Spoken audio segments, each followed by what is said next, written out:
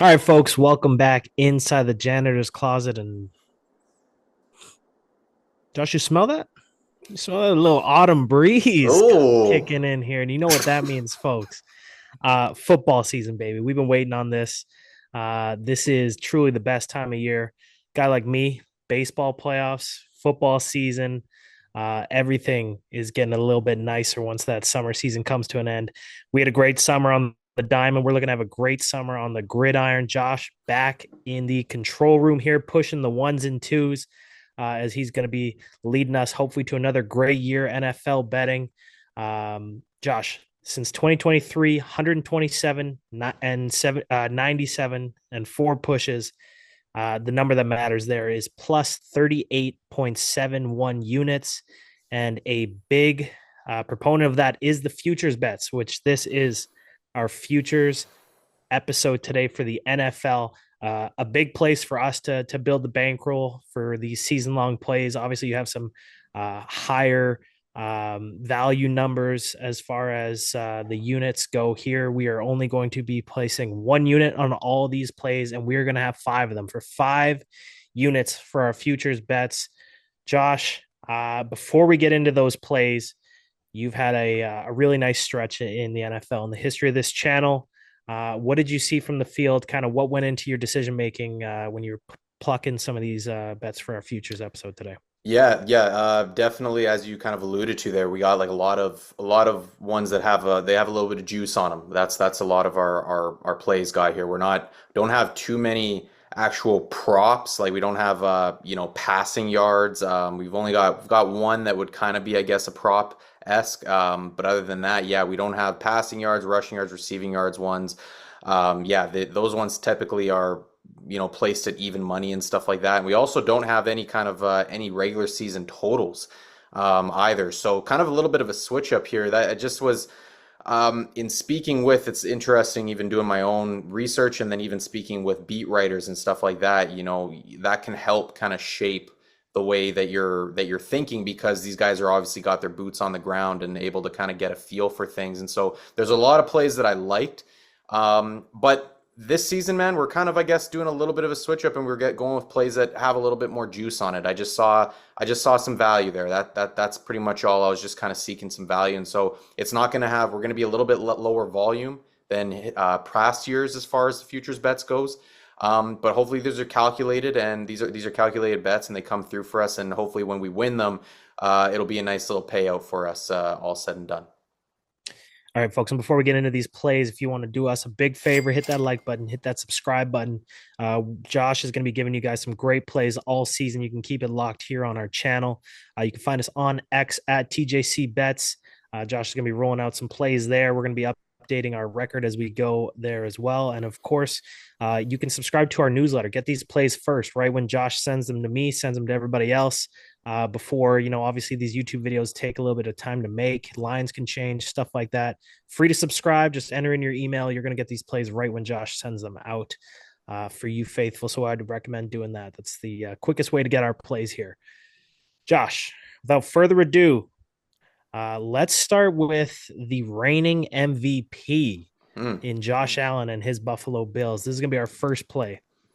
Yeah, Buffalo Bills to win the American Football Conference. Bryce, I know that you don't love it too much as a Ravens fan, but listen, man, I got to ride with the team. This is to me, I think it's going to come down to the Bills and Ravens in some way, shape, or form at the end of the year. I think that's the way it's going to shake out, and I think that the Bills are built to finally get over that hump. Not that I don't think the Ravens aren't capable of doing so, and obviously the Chiefs are going to be there as well. They got a good squad once again, and there's other teams that are in the mix as well, but. Along with some dark horses, like you got the Denver Broncos and the Los Angeles Chargers, that I think their names need to be in the mix there. But the Buffalo Bills, man, and the way that the additions that they made this off season in free agency, picking up some seasoned veterans, guys that are and specifically addressing the defensive side of the ball, right? Tre'Davious White comes back, right? They also go and draft Maxwell Harrison to kind of bolster that secondary. They go and get a Joey Bosa to bring in. They go and draft a Deion Walker, right? TJ Sanders is coming in.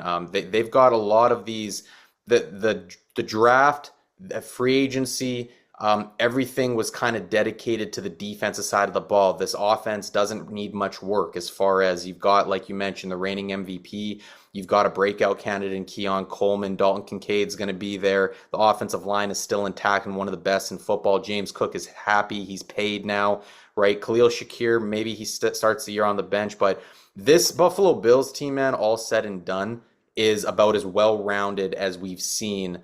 Not about. They are as as well-rounded as we've seen in Josh Allen's time at the controls here, and so this is now a team that not only can go and put up 40 points in a dome, for example, in a dome setting or at home. This is now a defense that has kind of that pedigree, that winning pedigree, and they're able to. I think they have enough leadership, veteran leadership, and experience now at this point to kind of push them over the top. This is a Bills team, man. Like I was looking at their win total. Like we could have taken the win total as well. It's about as high as any team there. I think at 11.5, 12.5, you can also get it. Shoot, I like the over in both those cases. Like this team is built to just cruise through the regular season. They have one of the easiest schedules in the AFC, and that's kind of what goes into the thinking for this. They have one of the easiest schedules in the league.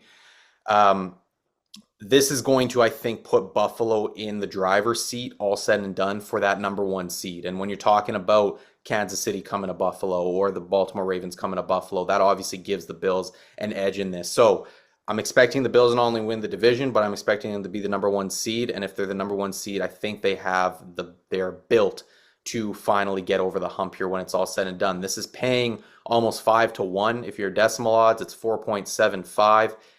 We're, like you said, placing it for one unit.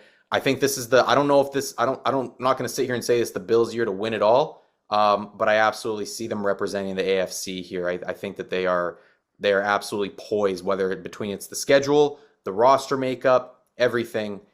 It's kind of the stars are kind of aligning for me, in my opinion, for the Buffalo Bills this season. So I think we're going to see them in the Super Bowl when it's all said and done. Okay, well, it's been painfully close for them a couple of times. We know the rivalry they've built with Kansas City over the last Boy, couple of years. yeah. This is going to be the year that they get over the hump and make it to the big game, according to Mr. Josh Frey-Sam. Josh, from the top of the mountain, let's go all the way to the bottom. We have a little bit of cheese on the worst record in the NFL this season. Yeah, New Orleans Saints. So this is the bet here to have the worst record in the NFL here. You know, there's a lot of other teams in the conversation here that people want to look at. People want to point to the Cleveland Browns. I think they got a little too much talent on their team overall to warrant that the worst record. People are looking at the Indianapolis Colts with the way that their quarterback play potentially could derail their season. But again, I like the moves the Colts have made. I think they really are. I think they're a dark horse to win that AFC South division. All said and done, I think that they could end up having one of those kind of 9-8 type of records. All said and done, there's a couple of teams there. I think the Dolphins are absolutely potentially all said and done. I mean, maybe not the worst record in the league, but the Dolphins are going to be, in my opinion, the top 10 pick when it's all said and done at the end of this season. So there's a couple of teams that are in this conversation, but by and large, Bryce, like, just far and away, looking at the Saints roster top to bottom, like I think it maybe the Tennessee Titans are worse, maybe, but the New Orleans Saints for me are probably the worst roster top to bottom in the league. And at least the Titans have Cam Ward to hang their hat on here, right? Like maybe he has a decent rookie year. I mean, the Saints, now listen, there was maybe no bigger fan in the draft process than yours truly when it came to Tyler Shuck. However, Tyler Shuck has obviously shown through training camp that he's not having as easy of a time adjusting to the NFL. Now, that's not to say he's not going to be good eventually, but he was kind of expected to be drafted here, especially with the second round pick, that draft capital, and come in and kind of take the reins here from not even have it be close with Spencer Rattler or Jake Haener. Well, Tyler Shuck's kind of projecting to be the backup out of the gates here. That leaves Spencer Rattler, who's had a pretty solid camp overall, but this is still Spencer Rattler at the end of the day, man. This guy doesn't get me too excited, all said and done. And so you look at with the quarterback play mixed with, you've got an aging roster really on both sides of the ball here that does not get me excited. I know the Saints went and made the trade for Devon Vele. That doesn't really move the needle for me at all on them. you're talking about they're probably going to be leaning on a guy like Taysom Hill again this season, which just is just, what are we doing at that point, right? Chris Olave can't stay healthy. Rashid Shaheed has had some injury concerns as well. Brandon Cooks is like on the wrong side of 30, and as much respect as I have for him, I'm not sure. The offensive line might be slightly improved from last year. Some guys playing in better spots, but once again, there's just question marks top to bottom. And then this defense, man. I mean, you're relying on a guy like Cam Jordan to, turn back the clock again and be good. Demario Davis, right? These guys are just Chase Young. I mean, like they're just relying on guys who the overall talent of this roster just is not up to par. And when you combine that, when you take a bad quarterback and then you put him behind a bad roster, it's a lot worse than taking a decent quarterback and putting him with a bad roster, right? So it's two negatives don't make a positive in this case. So the one thing working in the Saints' favor, I will say, that is not working in our favor for this bet, they have a pretty favorable schedule. They have a pretty nice looking schedule overall. But there's always surprises. This schedule isn't going to play out exactly how we see it. This Saints team to me is poised to make the number one pick next year. They're going to take a quarterback probably, right? And then we'll see how they go from there. But this Saints team is still old, right? Tyrann Mathieu obviously just retired as well. Saints team's old and not inspiring and not great quarterback play. At least I don't suspect it will be that, at least with Spencer Rattler. So we're going to take the Saints, who are paying 5.25 on the decimal, to have the worst regular season record this season. All right, we're 2 plays in, 3 to go here. Josh, our next one is our only player prop for this season. Yeah, we're gonna go to Seattle here, man. Let's go to the Pacific. Let's go Pacific, the West Coast here, man. Zach Charbonnet.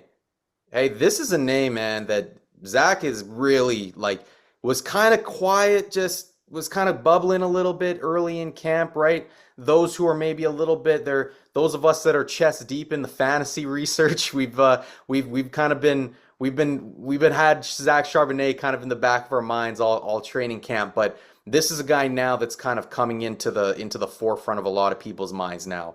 Mike McDonald and Kubiak, Kubiak, the offensive coordinator, they have been talking more and more about Zach Charbonnet, not only the way that he's been able to kind of the way that he's gone about this training camp and the season that he had last year, but they've been talking a lot about him having a much bigger role even this season, especially when you're thinking about a guy like Kenneth Walker, who has had a lot of trouble, sensational when he's healthy, can't stay healthy to save his life, Ken Walker. So we're going to go, the play here, Bryce, which is paying 4.2 on the decimal, is going to be Zach Charbonnet to lead the Seattle Seahawks in rushing touchdowns this season.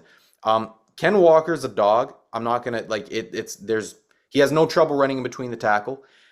But Zach Charbonnet has shown that with his weight, his size, his stature, this guy can really pound the rock inside there. And so, and he can get the ball in, hit pay dirt. I would argue better than Ken Walker. I also mix that with the fact that Zach Charbonnet has been able to remain healthy. Ken Walker hasn't. So I imagine it all said and done, there's going to be some more opportunity for Zach Charbonnet to actually hit the pay dirt here. This Seattle Seahawks offense, I don't expect to be world beaters, but they should get their fair share of opportunities. Listen, at this number, this is a pure value play. Like Zach Charbonnet and Ken Walker inside of the 20 last year, I believe, had the same amount of touchdowns, rushing touchdowns. They both had 6. Inside of the 10, I think they both had 5. And then I think it was inside of the 5, Zach Charbonnet had 1 more touchdown than Ken Walker last year. So their opportunities are probably going to be similar this season. And you're telling me that we get Zach Charbonnet at more than times 4 our money for the guy that's getting the same opportunity probably on the goal line? That to me just kind of that spells value to me. And so again, you sprinkle on the fact that Ken Walker has trouble staying injured. I think that maybe Zach Charbonnet has more rushing touchdowns all said and done at the end of this season. Ken Walker is going to be used as a receiver. Zach Charbonnet maybe not quite as much. So, but that we're not concerned with receiving touchdowns here. We need ground touchdowns. So, Zach Charbonnet to lead the Seahawks in rushing touchdowns this season, I think, is a terrific value play. All right, Josh. So Zach Charbonnet leading the Hawks in rushing TDs there. We're going to close out here with two awards for our futures bets video here. Let's start with the coach of the year here, Josh. Yeah, Mike Vrabel, the New England Patriots new coach. This paying 9-1 here to win Coach of the Year. That's the play that we're going with. Listen, there's a couple of things that we look at here, Bryce, on this one that I like to look at least for Coach of the Year. The New England Patriots have a terrific schedule. It looks like they are going to have a very favorable schedule this year. They're of course in a division that is favorable as well. I don't suspect the Jets to be particularly great this season. I also don't expect the Miami Dolphins to be particularly great this season. So you're talking about two teams in their division, 4 of the 6 games within their division, I would call, very winnable. And then you've got the Pats have, I know this is a different regime and all that, but the Pats have kind of been a little pesky when it comes to playing the Buffalo Bills as well in recent years. So there's that as well. Maybe they can steal one against the Bills. But the schedule from top to bottom here is playing out really favorably for the New England Patriots, pardon me. And then I look at the offseason moves that they've had, man. Like this defense, make no mistake. If you don't know yet about the Patriots defense, you're gonna know pretty soon. This is gonna be a good defense, man. This year, it's gonna be. I expect it to be a top 10 unit this year, especially with Mike Vrabel, obviously controlling things and being at the helm now. This has been a culture shift in New England. This is a team now that they have a winning, kind of mantra, a winning, maybe not a winning pedigree just yet, but this is a team that is absolutely on the come up. I expect Drake May to be much better in his second year if he can limit the turnovers. Everything else seems to be falling in line. It's a more talented roster and it's a favorable schedule. And you combine that with the fact that Mike Vrabel is a terrific head coach and he is going to alone his coaching ability, kind of like we've seen Bill Belichick in previous years in New England there. His coaching ability alone is going to be able to scuzz out a couple extra wins for this New England Patriots team. And so I combine all of that. I look at a team that very well could be in the hunt for a wild card spot. And if they do hit the wild card, I mean, that now you're talking about a team that, what did the Patriots, I actually don't have it in front of me. They won, what was it, 4 games last year, I want to say? Yeah, a team that won 4 games a year ago, and you're telling me that they could maybe be in the wild card hunt this year. That doesn't happen too often, and that is a clear recipe for a Coach of the Year award for Vrabel to win it. Other guys in the running, Ben Johnson's going to be the number 1 candidate. A lot of people are going to pick him as well, just because of what the Bears have done. But Ben Johnson's in a tough division. The Bears have a much tougher schedule, and I think the Bears are still a year away from kind of really being, what we hope that they're going to be what a lot of people hope that they're going to be this year. I think they're still a year away from that. And so I think this is kind of a great year for Mike Vrabel. All the pieces, the cards, the stars are aligning for Mike Vrabel, Coach of the Year at 9-1. All right, well, we got Vrabes lining guys up in pre-draft interviews. We got him at the bottom of scrums in training camp. Yeah, we got him telling the media that he's gonna, solve up some of the leaks that are coming out with some guys' injuries. Man, Mike Vrabel, man, just hard not to root for the guy. That's what he is, man. He doesn't take any BS. He's man, you gotta he's exactly hard not to root for him as a head coach. Yeah, so we'll be rooting with him. We'll be rocking with him for Coach of the Year. For ×9, some nice juice there for 1 unit as well. Josh, last season, our biggest futures bet hit was in the defensive rookie of the year with Jared Verse. Wasn't overly that close by the end of the season for a huge hit for us there. Really nice unit return on that play. You're going to be returning to this category for this upcoming season. Yeah, no, and way to bring it back there from last year.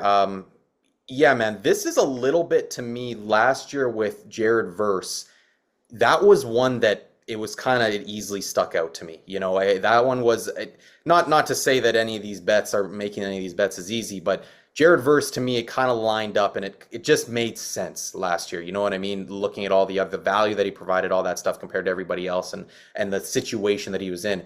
So once again, we're kind of returning to this. And this year, it's not quite as clear, I will say. Like, it's not quite as, You're not looking at it, and there's not an overwhelming guy. Of course, Abdul Carter is the clear cut favorite for obvious reasons, but I also look at the big thing when it comes to these Rookie of the Year awards, especially defensive. I look at the situation for these guys, man. Like, how much opportunity are these guys going to get? And Abdul Carter is probably going to get a ton of opportunity. I'm not doubting that. But he also has, two other edge rushers, premier edge rushers, in Brian Burns and Kayvon Thibodeau that are there as well, who are going to be full-time running with that first unit defense. And so where does Abdul Carter fit into the mix there? Are they going to run with three edge rushers on the field at all times? Probably not. And so there's going to be some sort of rotation. And in my mind, then Abdul Carter is going to have to kind of be a little bit more efficient with his opportunities in order to kind of get the stats, the numbers that are needed to win that Defensive Rookie of the Year award. And he absolutely could because of the situation that he's in. However, it's not paying enough juice for me to actually want to, I feel like it's just there's too many things that could happen. There's not enough juice there to entice me to take that. So we, for our Defensive Rookie of the Year, are going James Pierce Jr., the edge rusher out of Tennessee, the Atlanta Falcons rookie edge rusher, who they traded back into the first round to get paid a pretty premium price to go get him as well in the first round pick to win Defensive Rookie of the Year. So here's the deal with James Pierce Jr., man. There was a lot of questions around James Pierce Jr. entering the draft, around his character. He had a lot of character concerns, and that's kind of part of the reason why everybody was questioning the Atlanta Falcons moving back into the first round to go get him. Here's the thing with James Pierce Jr. is, there's the character concerns. Hasn't popped up in Falcons camp yet this training camp. So I think maybe they've squared that away as far as I've known. But what James Pierce Jr., what had him still so highly ranked was he might have been the most pro-ready edge rusher. Besides Abdul Carter, might be the most pro-ready pass rusher in this draft class. And so I look at a Falcons team that obviously brought in Jalen Walker as well, picked him before, and James Pierce Jr. These guys are both going to be leaned upon here to go and wreak some havoc. Now, they have other guys there. They've got Arnold Ebiketie, who's there. They've got Leonard Floyd as well, who's there. So there is going to be a little bit of a, if you would, rotation, perhaps. However, James Pierce Jr., I think, unlike a guy like Abdul Carter, who he's probably not going to overthrow Brian Burns or Kayvon Thibodeau for pass rush reps, James Pierce Jr. could absolutely overthrow, Arnold Ebiketie. And Jalen Walker, the more highly drafted, the more highly touted rookie, he's dealing with an injury.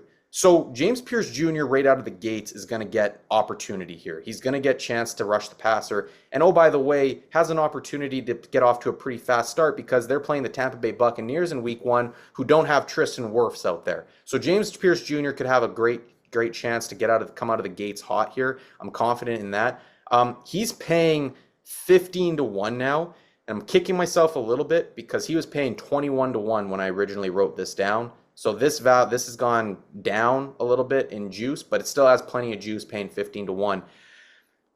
I think purely on, this is a guy who still has some development to do. He's played a lot of preseason. This guy has probably played, for my money, if I had to guess, he's probably played the most preseason snaps of any player in the NFL so far. He has been playing all game, every single game. His motor is relentless. A lot of coaches have been talking about that. So I think that he's in a position right now to kind of hit the ground running, if you would. He's going to make his hay purely as a pass rusher, not as a run stuffer.